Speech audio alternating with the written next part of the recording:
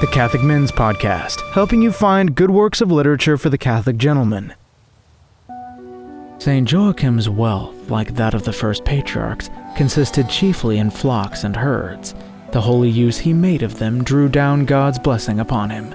But the greatest of all his desires, heaven seemed to refuse him. His holy spouse, Anne, was barren. Amongst all the daughters of Israel expecting the Messiah, there was no hope for her.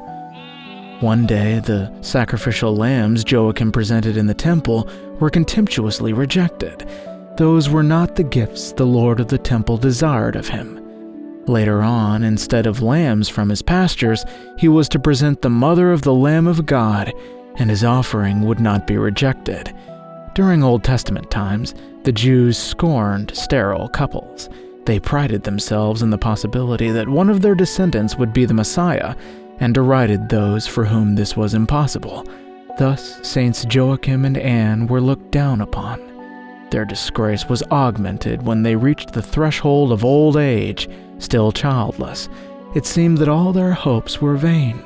Nevertheless, St. Joachim prayed for God's mercy, and they had a daughter, and what a daughter she was. This day, however, he was filled with sorrow and fled away without returning to his wife. St. Joachim felt deeply the shame of his sacrifice's rejection, and fled into the mountains without even speaking to St. Anne.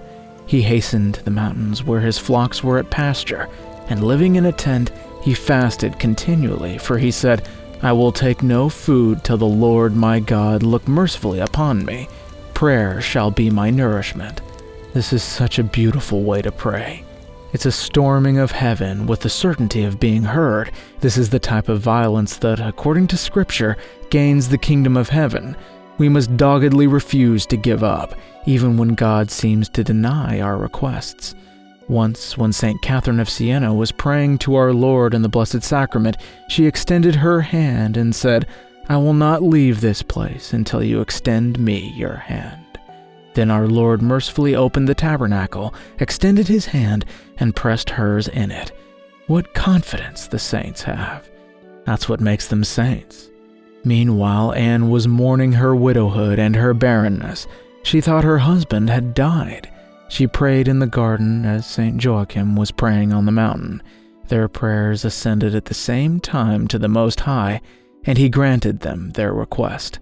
An angel of the Lord appeared to each of them and bade them meet at the Golden Gate, and soon Anne could say, "Now I know that the Lord has greatly blessed me, for I was a widow, and I am one no longer, and I was barren, and lo, I have conceived."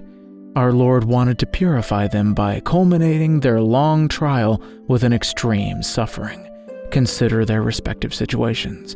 St. Joachim went into the mountains after his sacrifice was rejected. St. Anne mourned her presumed widowhood and barrenness in a garden. When their respective pains reached this climax, the pinnacle of grace and consolation arrived as well. St. Joachim was still alive, and St. Anne had conceived Our Lady, who was to be the channel for our Lord's coming. This should teach us the eternal lesson of confidence. Sometimes everything seems lost. We find no way to proceed, and Providence treats us in an inexplicable way. These are the times we must confide most of all, because it's when everything is explained. Happy are those whom the Lord leads in inexplicable ways. These will receive the greatest explanations. We should ask Our Lady, St. Joachim, and St. Anne that they grant us this confidence that can withstand anything, even the most inexplicable problems and greatest sadnesses. This text was taken from a lecture given in 1963 by the great Brazilian Catholic thinker Plinio Corrêa de Oliveira.